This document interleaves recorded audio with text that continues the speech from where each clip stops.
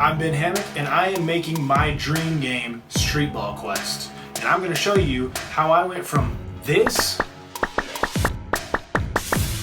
to this. I'm going to share with you my full vision of my dream game, Streetball Quest, and some of the problems I ran into along the way, and some of the changes I had to make. Hey guys, welcome back. If you haven't checked out that first devlog video about Streetball Quest, be sure to do that now. And if you're here, ready to pick up where we left off, here we go. I mentioned in my first devlog that I had to make some changes to my design. I was just about to explain some of those changes, but I interrupted myself and the video was getting kind of long, and I figured it would be best not to cram in. So now I'll actually take you along the journey that led to those changes. After all, Streetball Quest is all about the journey. Now let's begin. December 2022, it's almost Christmas. My family and I are together celebrating. We're looking at our accomplishments in 2022, and my main accomplishment, other than becoming a father, was creating my first card game prototype. I'm talking about Enter the Hooptagon.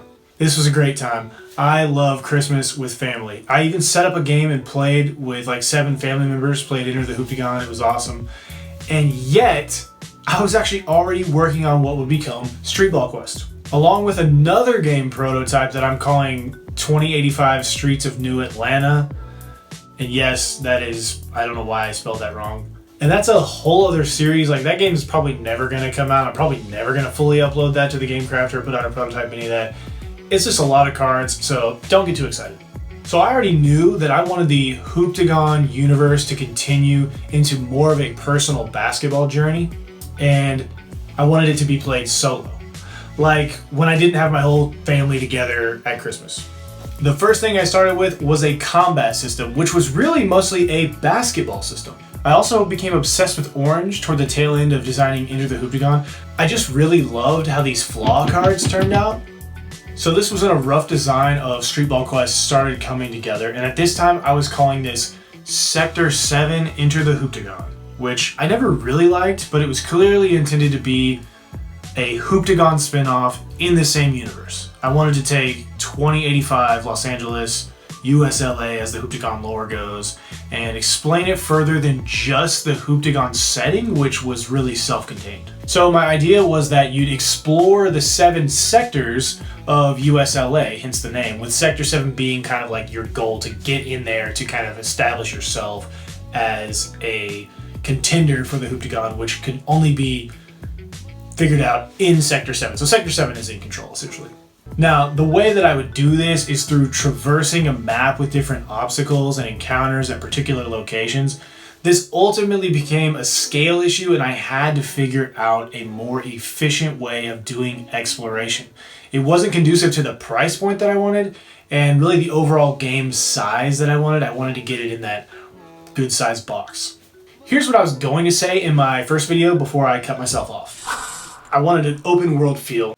Started out with this kind of a map, and you would go all around this map, and you would literally walk around to different points of interest on here, and you would have a bunch of tiles spread around the map, and you would flip over the tiles and kind of figure out who's showing up and what are they asking you, and that would lead you to another card. Very similar to Star Wars Outer Rim. If you've ever played Star Wars Outer Rim, amazing board game, amazing feel. A lot of cards.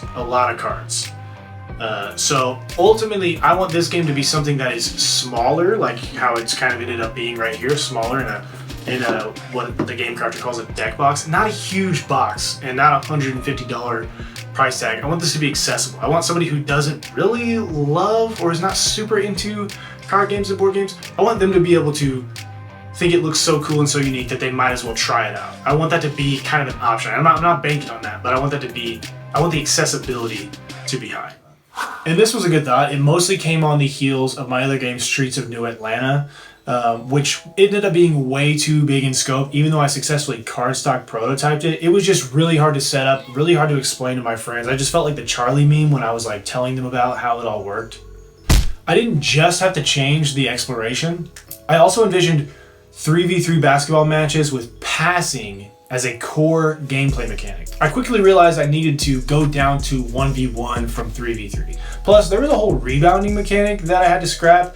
I mean, theoretically it works fine, but it just adds a ton of admin into the card game. Now, maybe it can make an appearance in like an expansion, or if the video game happens, it would calculate itself at that point, and you would need a plausible way to, explain rebounding. So the biggest cut I ended up making was going down to 1v1. This significantly reduced the amount of NPCs, opponent AI, and it just helped my stat system run in one lane rather than like 3 to 6 lanes minimum. So speaking of the basketball system and the stat system that it uses, let's get into that. Congratulations, you've leveled up. Now it's time to get creative. Potential catchphrase maybe? Got some potential? The creative system is something I'm really proud of. And it's kind of like my own special system from Fallout, but it takes into account attributes needed for basketball, of course. Think NBA Street attributes, but in a dystopian RPG. It's also an acronym because nobody would remember it if it wasn't, right? You gotta have an actual word there. So the acronym also had to be something that was relevant to the core vision and gameplay of the game. And what better than creative? Streetball Quest is aiming to provide players with creative expression from the very beginning when you get creative and stat out your player. Plus, you get to lean into your creative choices as you resolve encounters and play against opponents. And each time you level up, you have another chance to get creative. This provides you the option to keep leaning into your original build or make some tweaks that will help you synergize your cards and your items and your other stuff. And as Todd Howard famously said, it just works. So here's how it works. I'm gonna address the multiple E's in the word creative right off the jump.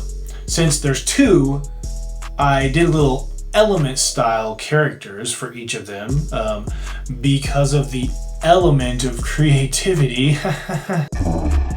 Just kidding. It's because it still needs to look like it says creative at first glance. So more than visually, how this actually works is the player chooses a value between 4 and 10 for each of these stats to start the game, with the limitation that each stat added up has to be equal to 40. You do get another stat point each time you level up though, so you won't be locked in, and each of these stats serves a specific purpose.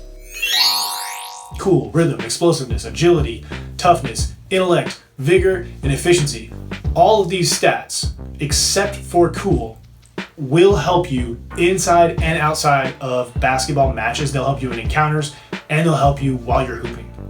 And in the future, cool will be implemented into some basketball cards as well to help you in your match. Maybe a cool dunk or a cool layup or a cool crossover, it can get a little boost from your cool stat. I think that would be a great addition.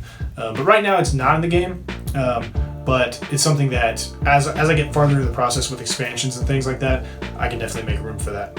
All right, so for the stats, each of these values are represented by the cards you have in your deck, which we'll get to in a later video. This is the lifeblood of what makes this game a basketball RPG. It puts you in control of what style basketball that you want to play effectively. For example, in most deck builder games, you're going to have a starter deck with predetermined values to each card. Like for example, an attack that does 6 damage or 5 damage or whatever. And then maybe a shield card that is going to give you 4 damage mitigation, 3 damage mitigation. Those values are set. Those values, they always start out as the same thing. Sometimes they can vary depending on statuses, but from the beginning they are set. In Streetball Quest, you determine those values. Those values are determined by you and are only what you decide them to be. If you want a player that is super good at layups like Kyrie Irving, just give yourself a high agility stat.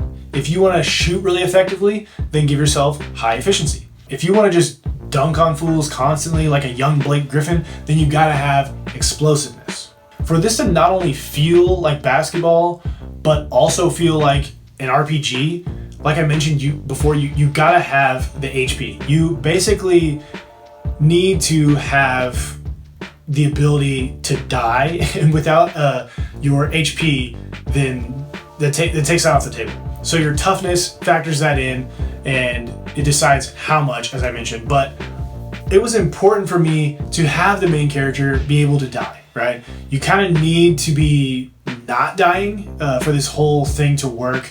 I mean, you can't die in NBA Street, but in USLA, ball is life, so don't die. Anyway, this is a dystopian setting, and you are fighting, nay, balling for your life.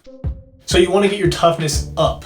Now, you might be thinking, what is going to kill you when you're just hooping? Violent hoopers is what? You're competing to get into the hoop-to-god.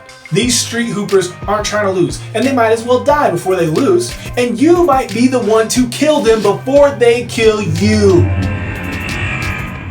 Literally and metaphorically. Like, if you win 7-0, you would like be killing them, like it'd be a blowout. But also, if they drain your HP down to 0, you'd be dead. And that being said, the creative system, along with your deck of cards, allows for this to happen. I love this system, and it's in its very infancy. The amount of admin needed to play Streetball Quest as a tabletop game only allows this to go so far. But so help me, if I ever get this into video game form, I will be unleashed. Now, balancing these stats was a task as well. There's lots of ways to do it, but I kept the numbers low.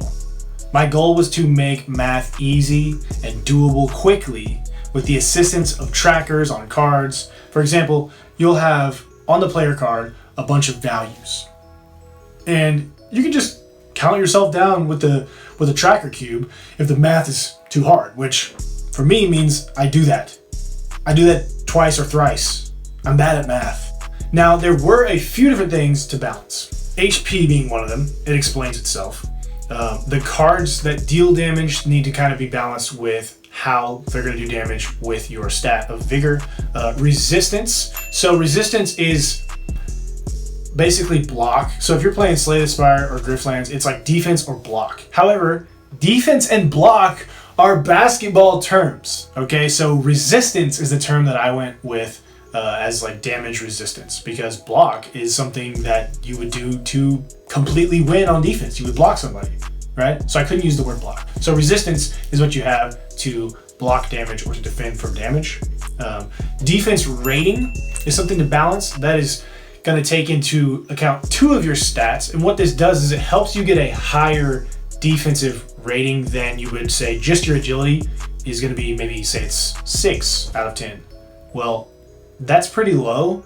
And some of these players, if they're going to have an efficiency similar to yours or an ability to score similar to yours, it's going to just destroy your defensive ability unless I bolster it with another stat. And so those 2 stats, agility and intellect, are the ones that do that. So you can still choose to have low stats, but that's on you. And then if you're choosing 2 stats, it's going to be able to bolster it higher. So that's how I balanced that, and it kind of just works. And there's also action points to be balanced. So each card is going to have action points. And this one is actually a card that you may pick up after you win a match and after you level up. So it's actually going to have 0 action point cost. So you're able to play this card for free, and it's just going to allow you to add some of your intelligence onto the end of your defensive rating. It's going to help you play good defense without even expending an action point, because you're just so smart. And most of the cards have a cost of around 1. So anything less than 1 is going to be super helpful. Anything more than 1 is going to be a super strong card. So balancing, what you're doing with your cards with the action points and that kind of thing. That just kind of works because I really base a lot of it off of what Slay the Spire and Griftlands do already. Okay, so all these cards deal in values of usually 4 to 10. That was how it became balanced enough to work. Some things get halved, like Vigor, or you just be killing everyone super fast. And the enemy damage output on average is a bit higher than yours because you have so much more HP than an average opponent would have. Like Kadera here only has 15. And even if you start with the lowest amount of toughness, you're gonna have 22. So even at your very lowest, you're gonna have more than any opponent in the base game. I'm going to leave the whole card catalog for another video. The cards are just a vessel for the system, and it provides a level of randomness, but also assurance, since you know what's in your deck every turn, even if you may not draw it that turn. Okay, I'm gonna stop myself right there. If you didn't see the first devlog, check that out. It should be on one of these somewhere, or maybe somewhere over here. Check that out for sure. Thanks for watching. Be sure to subscribe, follow me on Twitter, leave a comment, tell me what you want to hear about most in Streetball Quest, or ask about anything from the art to the lore, anything. I will eventually answer all of those things. Thank you so much for watching, and stay tuned.